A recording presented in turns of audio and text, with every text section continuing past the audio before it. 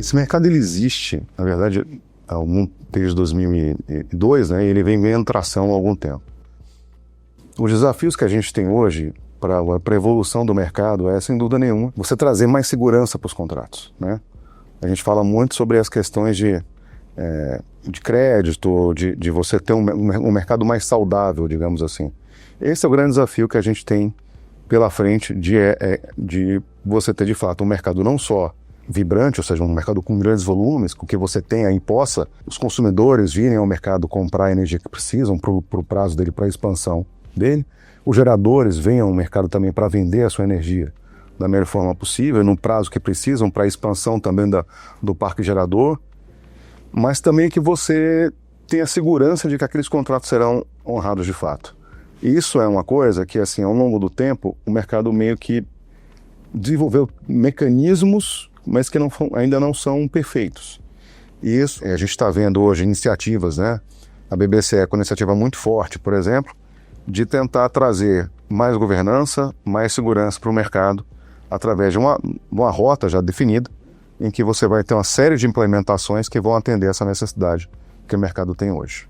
No caso de um evento de inadimplência ou de algum dos participantes que vai falhar, a forma que você vai ter para reduzir ou mitigar esse risco vai ser, no fim das contas, você ter uma chamada de margem referente ao valor do contrato que ele tem com o mercado. Ou seja, eu não espero o evento acontecer, eu antecipo para falar, olha, se você tem um contrato comigo e nesse contrato eu estou ganhando um valor X, esse valor X tem que estar depositado em algum lugar. E não precisa estar comigo, porque esse contrato vai ser válido lá em 2025, em 26, 27, 28, mas ele tem que estar depositado em algum lugar que, caso você venha a falhar, eu tenho aquele acesso daquele recurso. Então é basicamente uma forma de você reduzir o tamanho do prejuízo. E aí tem uma coisa importante para pensar. A gente nunca vai poder substituir a questão de que cada contraparte é responsável pelo crédito que ela dá para os outros. Como um banco é responsável pelo crédito que ele dá para as pessoas físicas, para quem empresta dinheiro. Ele tem que saber para quem vende. Ele tem que fazer um trabalho de olhar e falar, não, vou vender para aquele ou para aquele.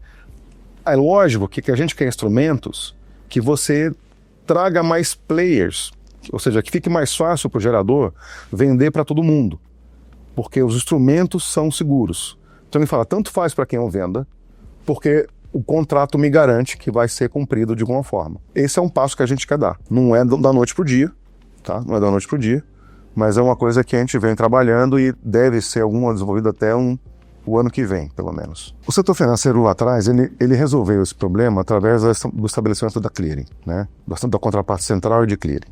A gente tem um mercado que, para nossa característica, ele é um pouco complicado você pensar em clearing e contraparte central ainda. Pode ser que no futuro a gente possa pensar uma coisa assim. A questão que eu acho não é tanto regulatória, mas é muito mais uma questão operacional. E eu vou dizer até mais que isso, é mais um costume. Porque o que é, na verdade, quando penso no caso BBCE, por exemplo, o que é a plataforma numa BBCE? Ela é uma praça onde o mercado se encontra.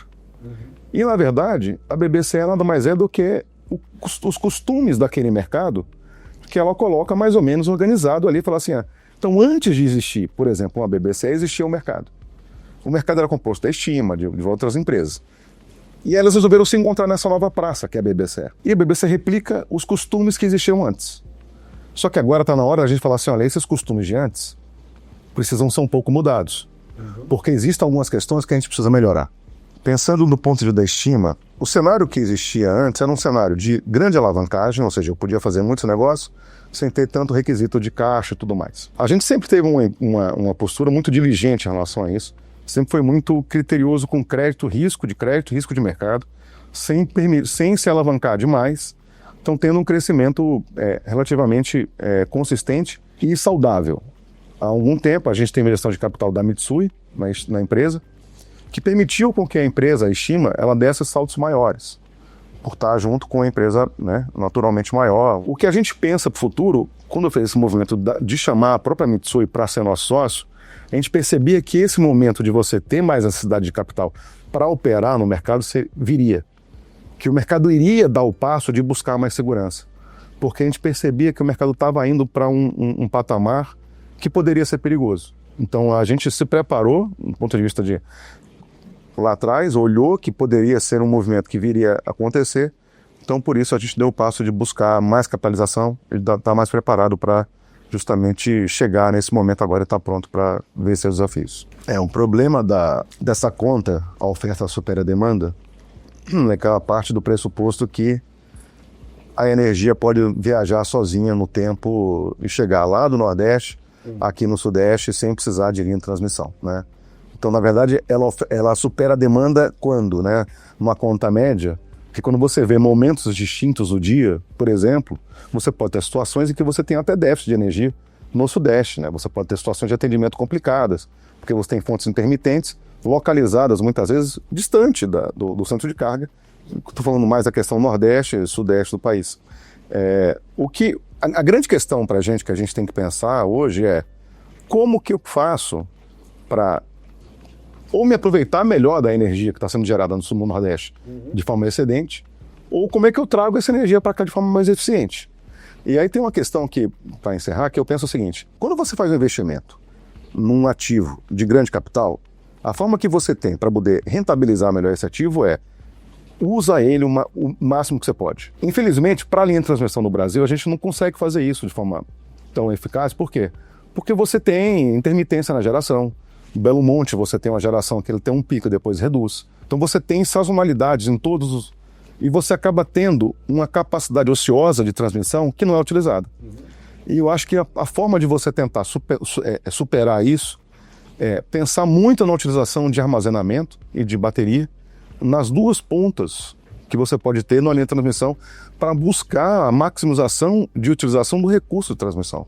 Que isso aí pode trazer para a gente um ganho muito grande no futuro. E aí sim, acho que vai ser uma coisa de trazer, porque o desafio que a gente tem hoje no Brasil nós temos energia barata, mas uma conta de luz cara. E isso é uma coisa que, como que você consegue lá na frente equacionar isso e resolver esse problema?